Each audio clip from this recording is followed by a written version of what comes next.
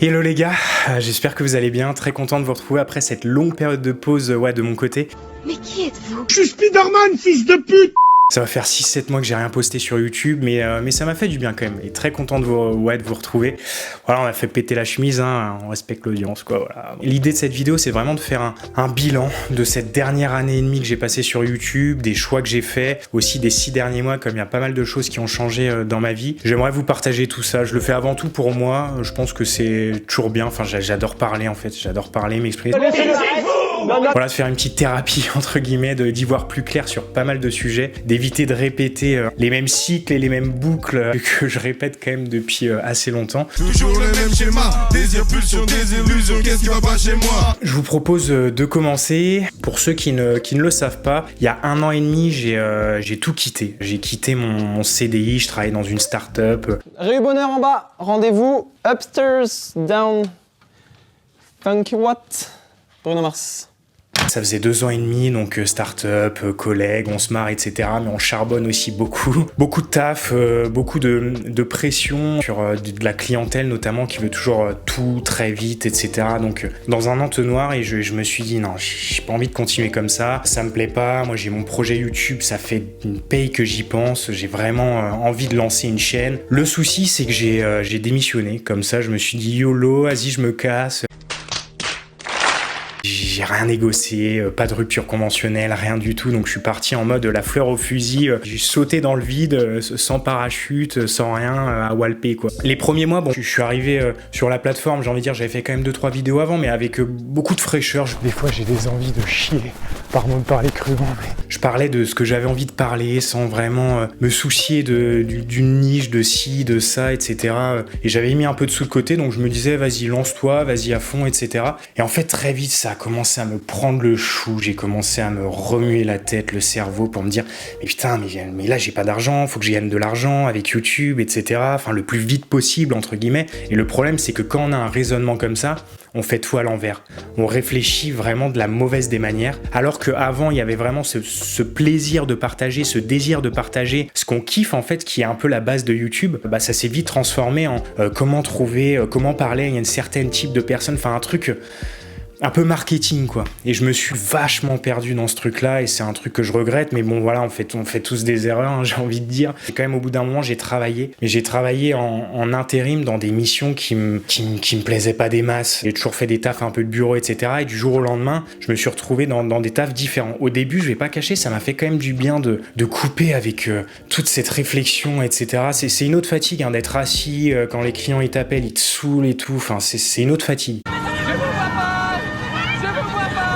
Mais là, je me suis retrouvé à faire du coup des métiers plus physiques, et au début, je dois l'avouer, ça m'a fait quand même pas mal de bien, etc. Mais plus on a avancé, plus je me suis dit, enfin voilà, je me suis retrouvé à faire toujours ces mêmes types de taf, je me suis retrouvé à taffer à l'usine, etc. dans des trucs où il y a un moment, j'ai eu un petit peu un déclic. Autour de moi, on m'a dit, mais enfin, essaye peut-être de trouver un truc autre chose, etc. T'as bac plus 5, tu peux trouver un truc cool, faire tes vidéos à côté et tout. Et je sais pas, je m'étais enfermé pendant 1 an et demi à me dire, il faut que ça marche, il faut que ça bombarde. Si je reprends un CDI normal, etc. J'ai échoué, j'ai raté, enfin bref, je continue à un peu me mettre dans la merde quoi. Là j'arrive actuellement à une réflexion où je me dis, il faut que je retrouve un truc voilà, plus stable, un CDI, etc. Dans un secteur qui me plaît bien. Moi je sais que j'aime le sport, j'aime le textile. Je suis dans le textile. Malgré tout quand même l'univers startup, tu discutes avec les collègues, c'est quand même un environnement qui est jeune et tout.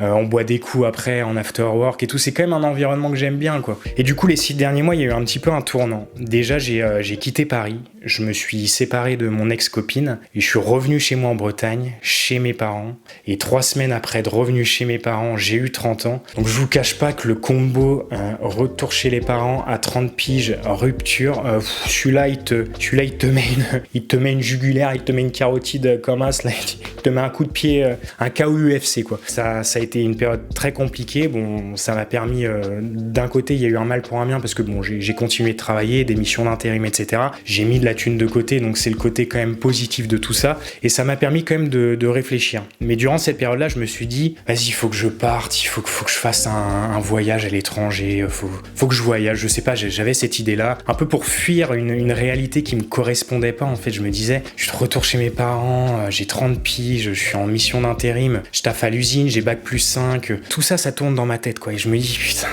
non, il faut que je fuis ça, quoi, j'étais pas bien. Et donc je me suis dit, tiens, je suis tombé sur une vidéo d'un néerlandais qui s'appelle Martin Doolard, qui, je sais pas, peut-être certains d'entre vous connaissent. C'est un mec, il a pris son vélo un jour et il s'est cassé. Il a fait déjà un premier voyage en vélo, donc il est parti d'Amsterdam et il a rejoint Singapour, donc il a tout fait en vélo, il a fait quelques portions en avion, mais bref. Et donc il a sorti un bouquin et des vidéos, et ces vidéos, ça m'a vraiment... waouh, ça m'a transporté, je me suis dit, je veux faire ça.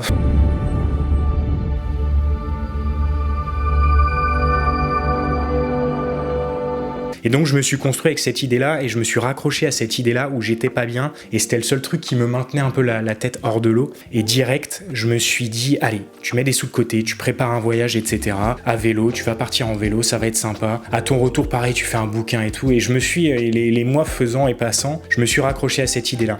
Donc depuis février jusqu'à maintenant, on est en août. Et du coup, la semaine dernière, donc on était dernière semaine de juillet, je suis parti pendant 9 jours tester tout le matos, parce que ouais, j'ai tout préparé et tout. C'est quand même une énorme orga d'organiser un voyage comme ça. Faut acheter le vélo, j'ai retapé le vélo. Enfin bref, je vous le présenterai, je pense, dans une autre vidéo. Mon vélo est ouais, très très stylé. Et du coup, merde, putain, je me perds à faire des vannes, bref. Oui, je suis parti pendant 9 jours, j'ai fait 700 km, j'ai fait tout le tour de la Normandie, du Cotentin, etc.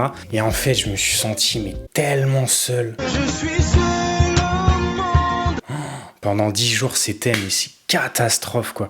Ça faisait cogiter, je me dis, mais pourquoi je fais ça? Ça n'a pas de sens. Je dis, mais dans quoi je m'embarque? Je vais partir 1 an, là, ça fait 9 jours, je suis en Normandie, je suis en France.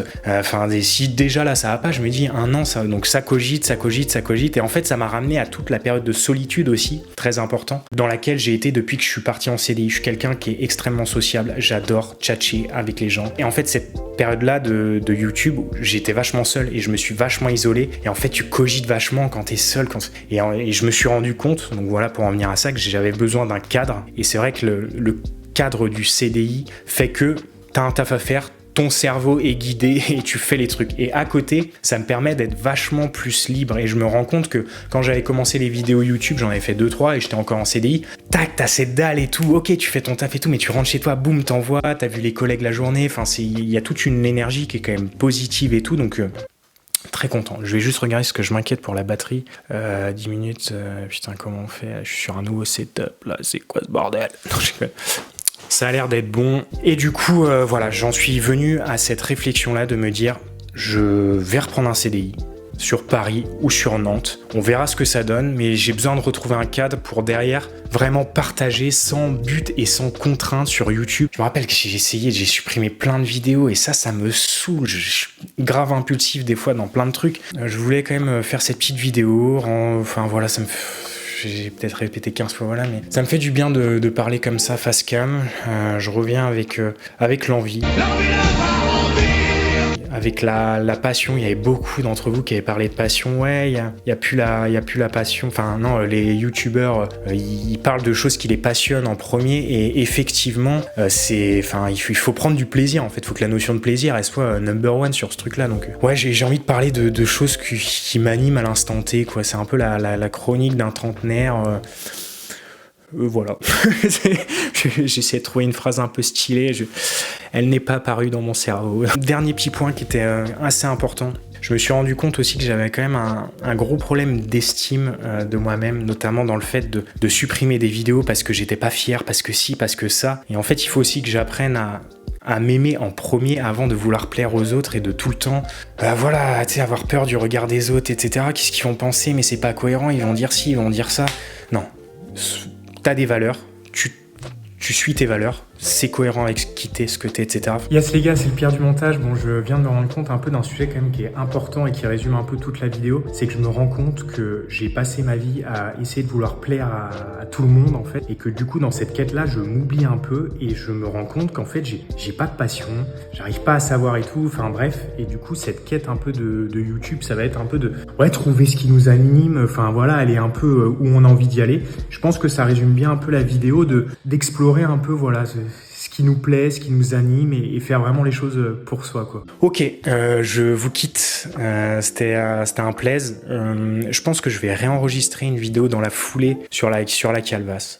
Voilà, j'ai envie d'en parler. Je sais qu'il y a beaucoup de personnes dans ma tranche d'âge. Ça commence à perdre les cheveux, ça sait pas trop comment faire et tout. Il y a un moment, faut prendre tondeuse, faut raser. C'est un conseil d'ami que je vous donne. Je l'expliquerai. Je pense que je vais sortir les 2 vidéos dans la foulée. Là, chaud. Je vous dis à plus tard. Je vous fais la bise et ciao guys. Bye.